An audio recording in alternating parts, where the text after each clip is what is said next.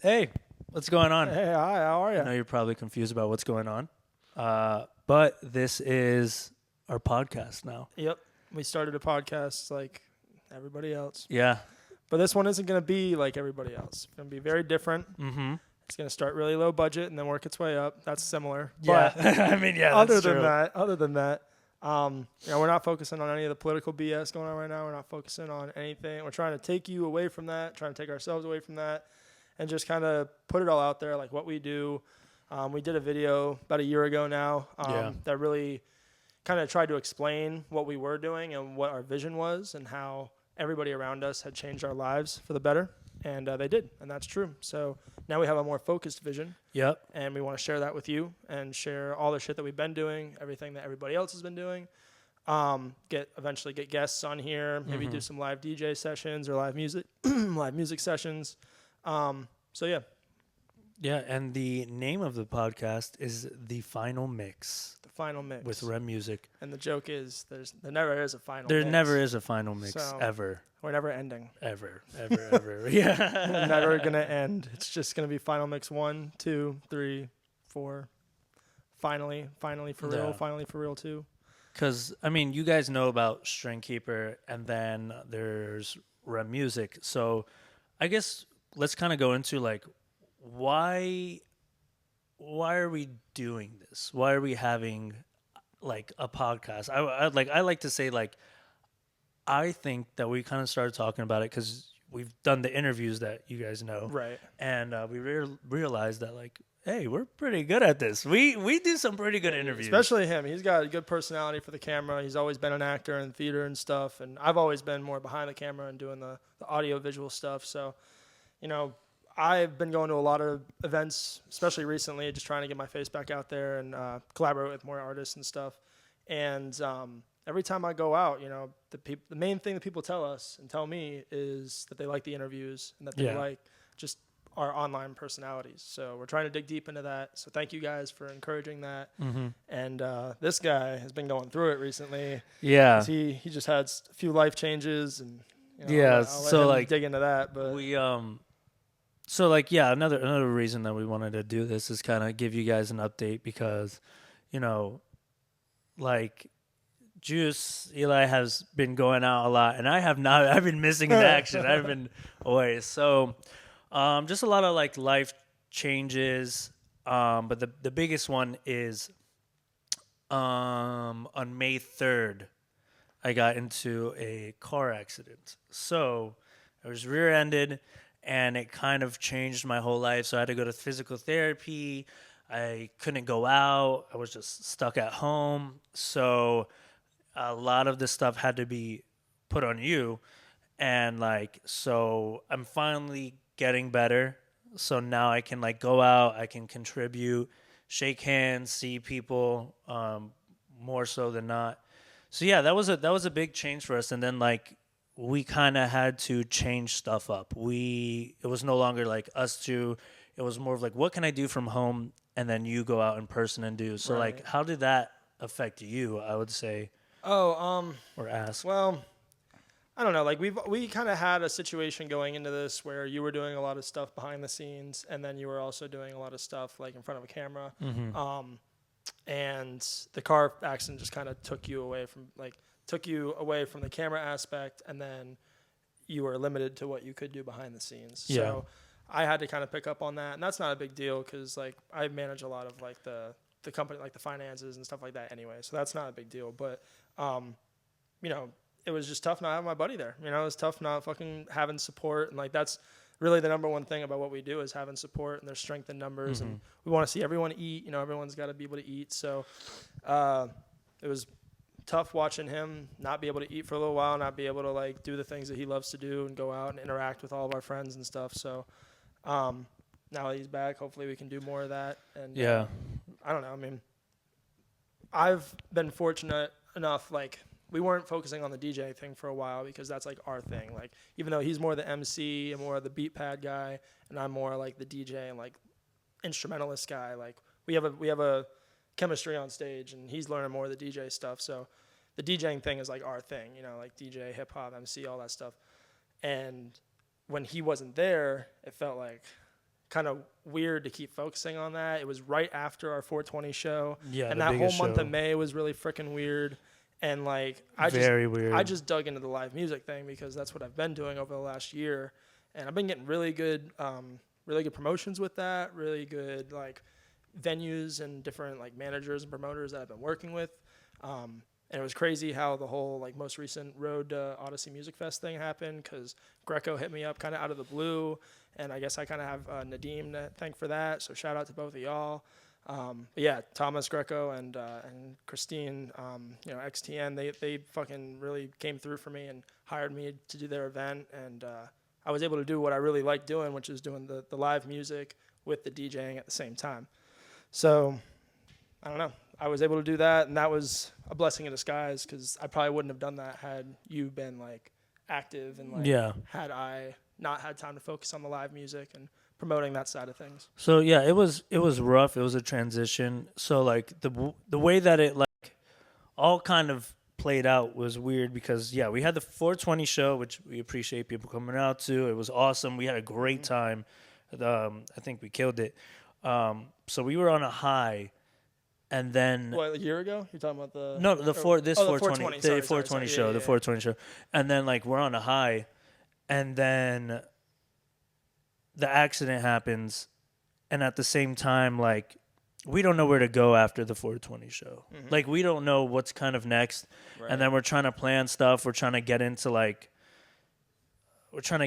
stuff and trying to see what's the next move. Right. And now you're kind of having to like navigate it yourself. So we were like, okay, what are we doing? We're doing live music? Are we trying to make music?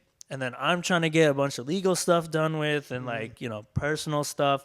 So it was weird, bro. And now we're like kind of like, okay, we can kind of get back to like normal stuff. And like, I think big reason that we're going to do this now is because like we stress about a lot. Yeah. We stress about a lot, and we haven't been like having fun with some of the stuff we've been doing. So I think this is going to be a lot of fun because we can just talk.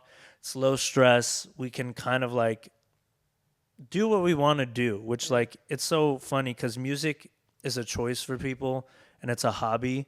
But then like when you don't make it a hobby, you sometimes lose some of the fun. Yeah, we've been really pushing the business side of things recently. Yeah. So I've been feeling that as well. Like it's hard to continue to have the inspiration. And I feel for all these touring artists and like, some of the stress that they go through. And like, I'm amazed that I guess they're putting themselves in the right situations, right? Like they're being surrounded by loving fans, but at the same time, like it's tiring. Like the shit that James Hype does and the shit that like Matroda does and like some of these bigger names like Walker and Royce is getting huge. Like like, I mean, it seems like everyone's big these days because they all have big fans and like they can do arena shows or at least like small, like, 5,000, 10,000 person shows. And like, that's crazy. That's the level that we're trying to get to right now. So I know that's what everyone's trying to do too, but like, it's hard out there. It's rough. It's rough. So now we're just trying to like figure out what works for us. And I think for us, like a big thing is like not trying to like toot our own horns or anything, but like we're pretty good people person and like personalities and stuff like that. I feel like that's something different that we really bring to the scene. Besides us doing the live music and the beat pad and just like kind of the different genres that we kind of do, I think the biggest thing, like we've talked about before, is like the personality wise and like the jokes and all that and everything. Because like, man, going out downtown St. Pete all the time is a lot. It's a lot. I don't know how some of you people do it. Yeah, dude, I mean, those DJs are down there every week, and like we wish we could be down there more. I mean, his accident definitely threw a wrench in it. Before he was showing face a good bit. And I would probably show face half the time that you would because I live in Wesley Chapel. So going over the bridge, and not even over the bridge, but I got to go like through the woods, through the interstate, fucking over the bridge, like, whatever. You got to go through everything. Yeah, but everybody hates the bridge. So I can't go because of the bridge. Yeah. But I got to go through a whole fucking other set of obstacles before I even hit the bridge. I'm not going to Tampa or St. Pete because of the bridge. Like it's like they make it sound like it's like you're in the Keys Valley. Or something. Yeah. They make it sound like I can't. I have the 7-mile bridge that I have to cross. Man. That takes me 10 minutes. Oh, we have a casualty over there. Oh God. No. He's been drinking all night. It's okay. Let's get him back. Back Come on. with the crew. Come on. Party guy. There you go, party guy. He's doing good. So yeah, we're moving towards more creative spaces. We're and back, fuckers. We're fucking back. Yeah. So REM music is back. REM music. Speaking about REM music. What is REM music? What is REM music? So we've been kind of running into this problem for a while now. So String Keeper, REM music. Right. String Keeper is the company. That's our entity. That's our LLC. It's our government stuff. Yeah. And we got the EIN and everything. EIEIO, all that shit. Yeah, you know? So all that. We LLCD. OLED. So yeah, we got String Keeper up here. That's what we run our professional shit through, the weddings, everything like that. And then, like you said, we have REM music, and it's underneath. Obviously, it's not a separate entity, but that's our creative side. That's not our professional side, if you will. Like we're uncut, like what we are in the club, feral, wook status. Feral. You can get feral. there. Yeah, it's like String Keeper is Top Dog Entertainment, and we're like Schoolboy Q or Kendrick Lamar. Okay, like that's a good way to put it. Like it's so weird. I mean, like it has been hard for us to kind of get that, but especially like people don't. Some people are just like, hey, what's up, REM? And I'll be like, well, it is REM. Yeah, Oracle, it's funny. He ends up REM, getting called REM, and I REM. end up getting called Juice. Which I'm at this point, it's fine. Like, call me REM. And technically, like, it's kind of like REM Oracle. I think REM of the Juice. ASAP crew. Yeah, so I forget that's who manages ASAP. Is it Top Dog or ASAP? I'm not sure. But the whole the idea, the moniker ASAP, or like, I mean, shit. There's a bunch of them. YBN, like that one's not here anymore. But like all this stuff, like the rap kids, the rap people in like SoundCloud era. They had like a whole bunch of fucking small cliques that came out. And that's where it really started. He was a rapper. We had a buddy that was a rapper, and I was a producer DJ. So it was like REM was like our code. Like we had, I mean, if we would have had that shit on our Xbox title, like that, type shit. So I think it's somewhere. And then he was Oracle Juice. So it was REM Oracle, REM Juice. Now, I mean, Unknown's still somewhere floating out there. He's still there. You'll see. We're definitely gonna bring him on. We're definitely gonna bring him on. Unknown, like, bro. He's made a very good lore for himself of being the unknown third piece. Yeah, he is. But I think what the biggest thing too that we want to like clarify is like REM music. It's us two. Like it's me and him. So we want people to know like. How do I say, like and this guy, fat bitch. But that it's like a duo. Like we create together and stuff. Like he does like a lot of the DJing stuff, and like me MC or like production. Like REM music is us two working together to create something or perform. String Keeper is more for like weddings and events and stuff like that, which like you want somebody, those don't really require a huge personality and stuff like that, but like music wise it's us, and like DJing and creating music or doing remixes, like we both put in like the effort for that, especially when it comes to the music side of it, where we both kind of like gotta split that. Right. And in regards to that, String Keeper is also like our label. Like we haven't really moved to that side of things, but like when we release on Spotify, and we do a lot of that through like DistroKid, they have a label section, and String Keeper is our LLC. Yeah. So that's our label as well. And like that's how we kind of put it all together in this circle. Like we promote everything under String Keeper. Our shows are under String Keeper, but like we are REM Music. That is our performance, our stage names. We have, when I perform alone, I'm Juice. When he performs alone, he's Oracle. Like, that's how it goes. So, but we want to do a lot more together. Recently, we haven't been able to, but that's because of the accident. And just life, dude. Life has been fucking Life has busy been hard, recently. man. Like our boy just got married.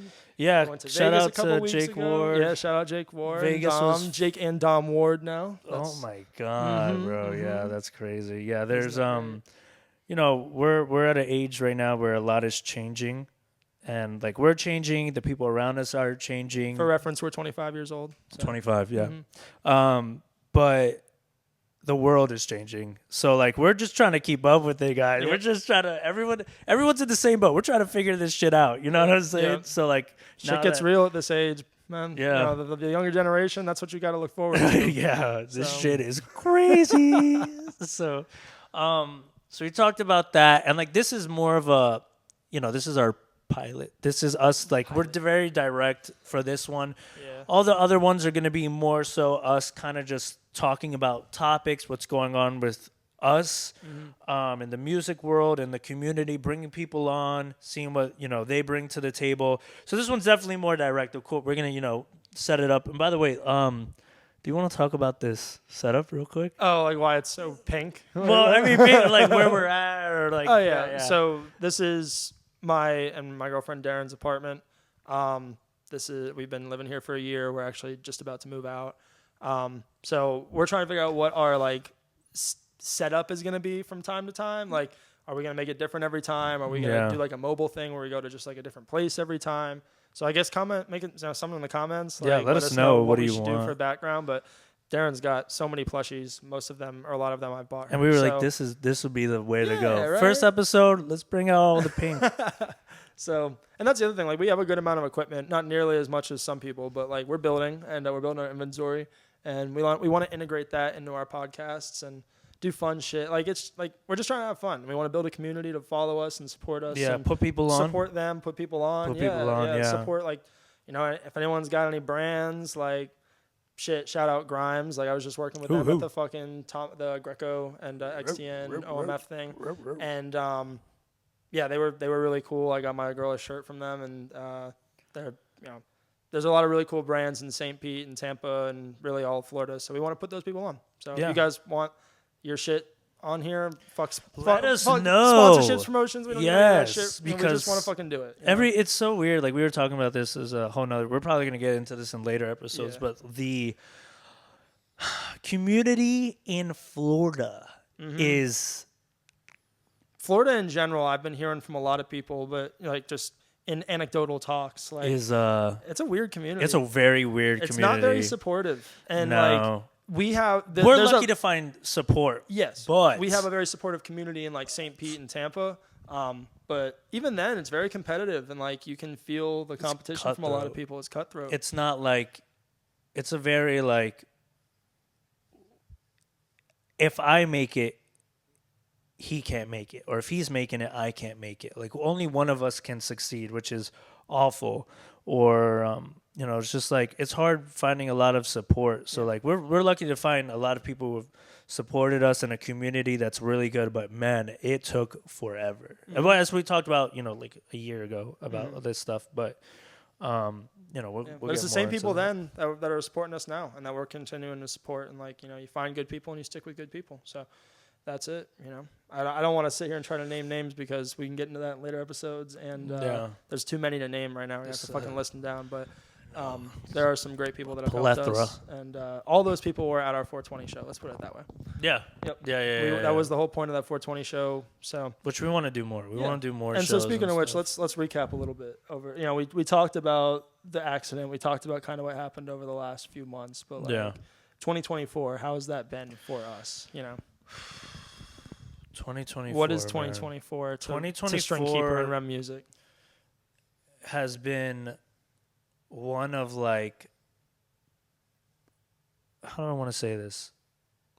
It has been the most personally challenging, I think. I think it started off really strong, and then I think everything has kind of like swelled into like a weird storm. So like this, but years before, maybe it was financial, like we couldn't finance certain things. And then before that, it was like, okay, maybe we weren't being creative. Right. And then like every year has had its challenges. I think the theme of this year is like personal like personal growth, spiritual, like definitely spiritual. It's the spiritual year for sure. So like we started off strong, we had a lot of ambitions, we got what we wanted to do. We got to a place like community wise that we wanted, and show wise, and like where we were, but like spiritually, whether it's your personal stuff, my personal stuff, like going from family matters to relationship matters to things you can't control. It's been Yeah, difficult. It's been definitely very difficult. trying to figure out what you can and can't control. And like for me, it has to do with like managing the company too. Like there's a lot of things that happen financially in the business world that are just out of your control. And like I have been trying to work with so many different people to put on events and like plan them to go on later this year, because like we set goals for ourselves. Like Yeah. you do your New Year's resolutions or your New Year, New Me, whatever. But like we set goals to like play festivals, like play a certain amount of festivals and play a certain amount of shows and throw a couple events, underneath our label, or our company. And like we have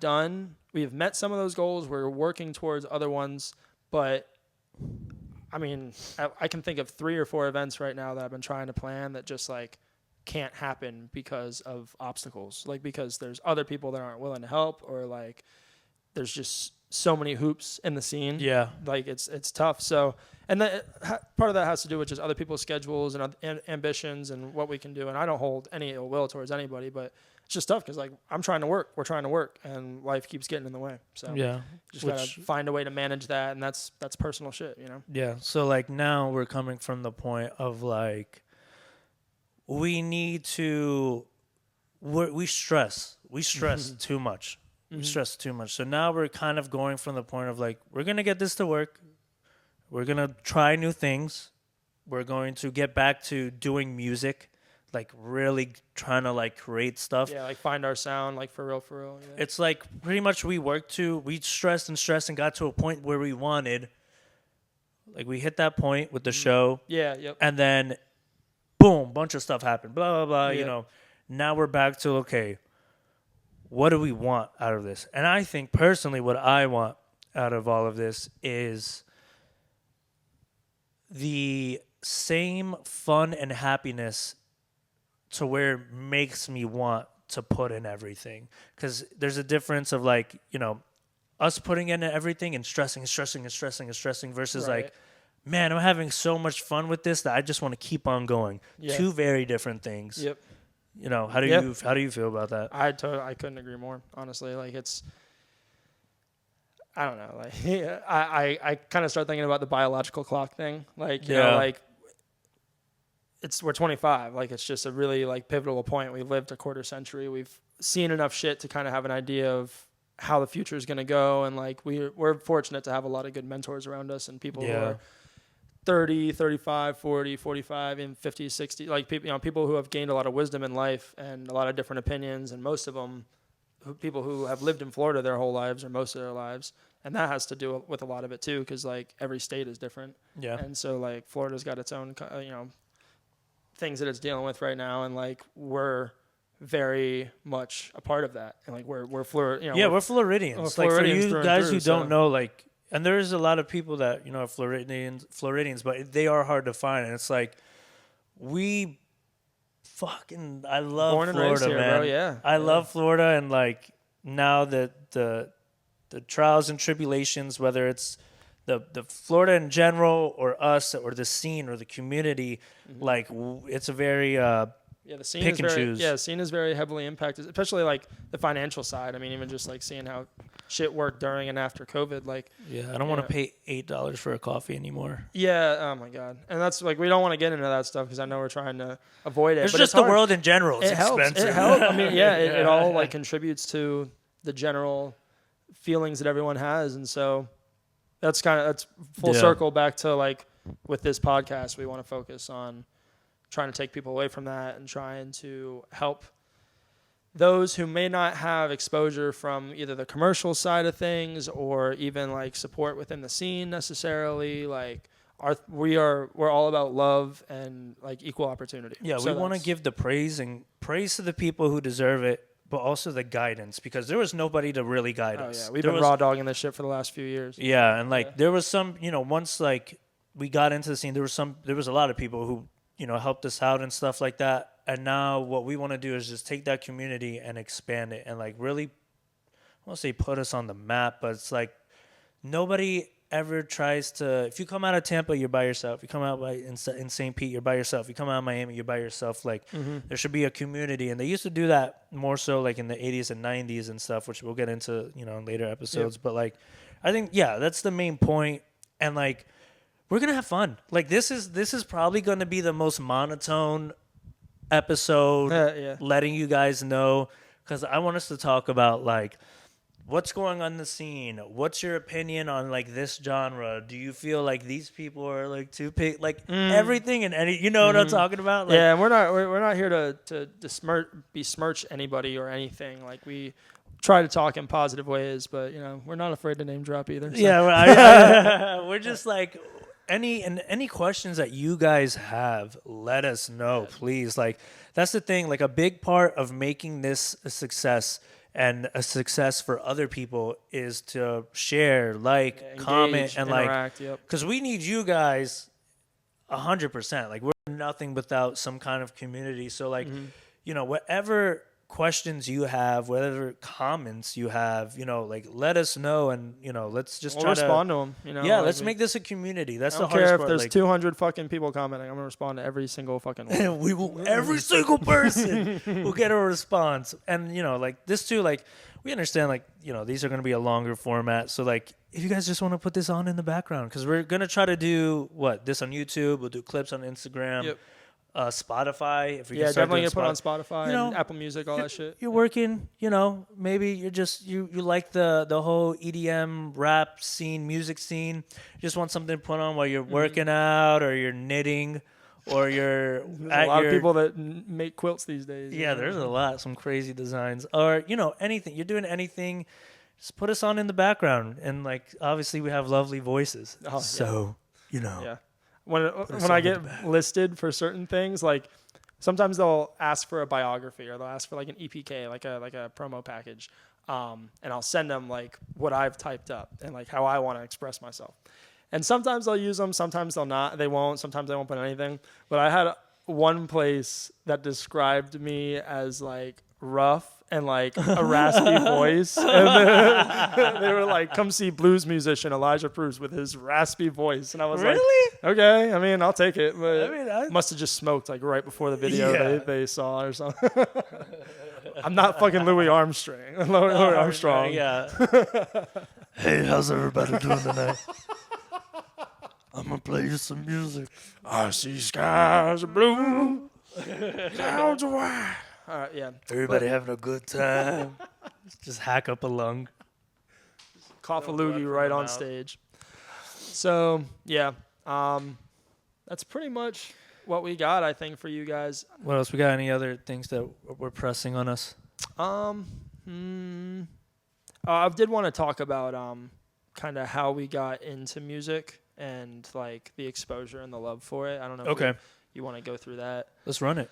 Pretty quickly. I mean, yeah, we can do it quick. We're trying to shoot for a half hour for this first one, and then if you guys want longer, we do longer. If you want shorter, we do shorter. So again, let us know in the comments. But yeah, we'll just talk about kind of, I guess first, how did you get exposed to music? What's your like your timeline of exposure to different stuff, or like since I came out the fucking womb? Since you came out the womb, even before, bro. Even before that, I was jamming out, like, just dancing in my mom's uterus.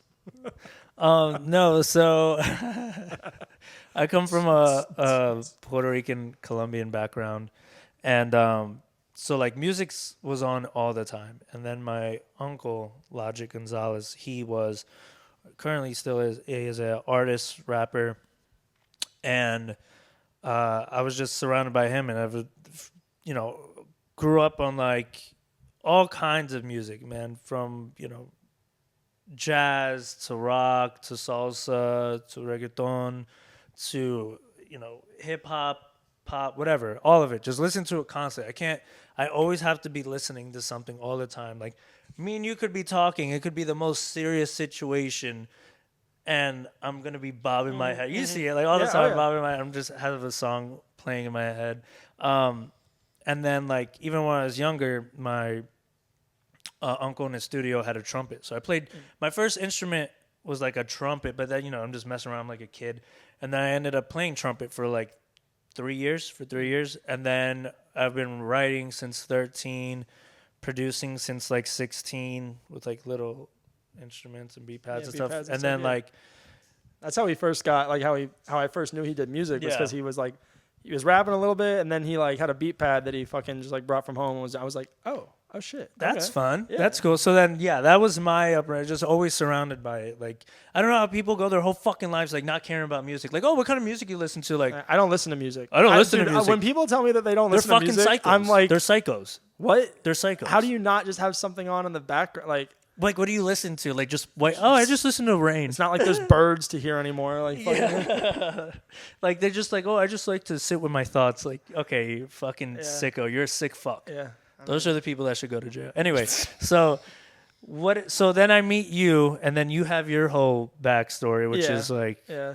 I'll get into that here in a second, but I mean that's yeah. I mean, that's my pretty much background. it. All right, Yeah. well, okay, so yeah, my background is very musical family as well, but we're all like European descent. But I would say mostly German, but Colonizers. yeah, fuck, it's unfortunate. I don't. Do you know what kind of European you are? Yeah, I need to do an ancestry test, but I know it's primarily German, and then a lot of like Eastern European, like even a little bit of Slavic stuff in there. Like I know there's some Czechoslovakian. There's a little bit of Transylvanian, which I don't even know how the fuck that gets in there. But I'm like 1/32 vampire, you know. And then Mostly German. yeah, but I would say over like probably 55-60%. Again, Oh, I don't yeah. have hard numbers, but I That mean explains the my last name is Preuss, which comes from Preuss, and then come from Price. my grandmother's side is Althaus. So What? I Althaus, didn't even know Althaus. this. Yeah. Old house. Yeah, so it's So pretty last pretty name is- German, pretty German. last Good name is ones. We came here Althaus. before all that shit. Don't worry. Anyway, so that has nothing to do with my fucking musical background. Musical background, my family was really into like Grateful Dead. My parents are Deadheads, so all jam band stuff. Like I was in the womb going into Widespread Panic and fucking Fish and shit like that. You know what I mean? Like Fish. yeah. I mean, my parents aren't really big Fish fans, but I'm sure they've been to their handful of shows. So anywho, big jam band scene. Grew up my whole like toddler and prepubescent life going to like fucking different music festivals like Swanee. I went to Wani. That fucking makes people kind of their eyes widen a little bit when they're like, you went to Wani? I'm like, yeah, bro. I fucking went to several Wanis. I saw fucking Widespread Panic back to back with Allman Brothers, and earlier that day I was fucking seeing Earth, Wind and Fire on the same stage, which was fucking You crazy. said Almond Brothers. I was gonna go. That's nuts. Stupid. So yeah, that was me before middle school pretty much, and then middle school came along and we stopped going to as many festivals. Still got to go to like a lot of local stuff like Riverhawk and String Break over at Sertoma Youth Ranch. Now that's the Florida Sands Music Ranch. Anyway, I pretty much grew up in that park. And Swanee too, like I went to my fair share of stuff in Swanee. I'm hoping to go to Halloween this year. But anywho, after I got into middle school, I got exposed to hip hop, which I was like a kid that grew up in the country and never listened to hip hop, never heard hip hop. And like every other white person, I fucking listened to Eminem. My mind was blown. And then I listened to everybody around Eminem, this whole camp, you know, like fucking got back into the older stuff with Dre and Snoop. And like, then I started really just like getting exposed to hip hop more. And that was also around, then like I really started getting exposed around 2015, 2016 with the SoundCloud era, and Drake and Future were dropping all their shit, and then I was hooked on hip hop. I loved that shit, and I thought I could be a DJ, and then I did that shit. And my biggest claim to fame to date is opening up for Sean Kingston. Yeah. And then shortly around, like during college, like right before that Sean Kingston thing, I was really getting into house music because that was what was taking over the college campuses. Tech house was huge. And I was doing all these, like I was running sound for all those people. So I got exposed to house music, fell in love with dance music, and then it's pretty much where I'm at now. Yeah, is like trying to fuse the hip hop with the old stuff, with the dance music, and yeah, All that shit. So when would you say that you fell in love with music? Like when did you become kind of conscious of the fact? Because we both grew up very musical households, and like for me, it was just a way of life. Like I didn't know I loved it or I was passionate about it, even though I played it and listened to it my whole life. I was probably like 11 or 12, like middle. When I really fell in love with hip hop was like, okay, now I'm developing my own taste. So I've always loved music and hip hop. I think like super young. Like my love for like comedy and hip hop came at the same time because my dad had CDs, and he would play. He had the big CD, those books with Oh yeah, the yeah, yeah. plastic, The ones you whatever. flip through. Yep. So yeah, he had it in his car when we lived in DeLand, because I used to live in DeLand for a little bit when I was younger. And he had, you ever hear of the Jerky Boys before? So it's like Sound a little dry though. it's it's stupid. So it's dry humor. But it's like old New York dudes who used to do prank phone calls, Okay. and they do voices and accents and all that Okay. stuff. Okay. And then they made it into a CD and it was huge. It was huge. Huge. Huge. It was huge for the time. So he had that CD that would make us fucking crack up. And at the same time, he had Kanye West Graduation album. So I was listening to those simultaneously. And then, I got my first like iPod. So I had the shuffle first. Nice. So I just clip that on there and listened to, like Timberland or like Lupe Fiasco. So like, he actually had his car broken into and they took all the CDs, right? And his radio. And then I was like, and the radio. oh, they took all that. And when cars were easy to break into. Yeah. So like they had that, and then it got taken away from me. And then I realized like I need to hear music. Like that's when I realized like, oh my God, like I need to hear this constantly. And then I kind of fell in love with it and then started writing and rapping, listening to Jay-Z. And then like one of the first songs I liked was Lupe Fiasco Superstar. Right. And my job was like, oh, I got to memorize every word. And it just kind of from there, from a very young age, I was like, I want this. I want to be surrounded by this all the time. All the time. I don't want to be alone with my thoughts ever. There you go. It's a dark place. What about you? What was like, that's it. This is what I want to do. It was pretty much hip hop. Like as corny. I don't know if it sounds corny, but like it's just like it took hip hop music. Well, I don't know. I guess it was really blues music that got me into it first. Like because I was exposed to a lot of blues music, right? I was exposed to a lot of jazz, a lot of blues. I grew up like playing cello at first, like so that was a lot of classical stuff. But then like when I played guitar, I was playing bluegrass, folk music, and blues, and like oldies rock, and a lot of songs that had like a lot of meaning behind them, a lot of passion. Like people, it's just a different society back then, especially like going back to like the 50s, 60s, 70s. So I was really inspired by all that and like the grit and the raw passion behind it and stuff like that. And there was nothing I thought or that I was exposed to musically that met that same grit and passion and like, talking about hardship and talking about things that I really hadn't experienced. Like I was fucking privileged, sheltered white boy. Like I was growing up in the sticks, didn't have a lot of money, but like still, you know what I mean? Like the woods. So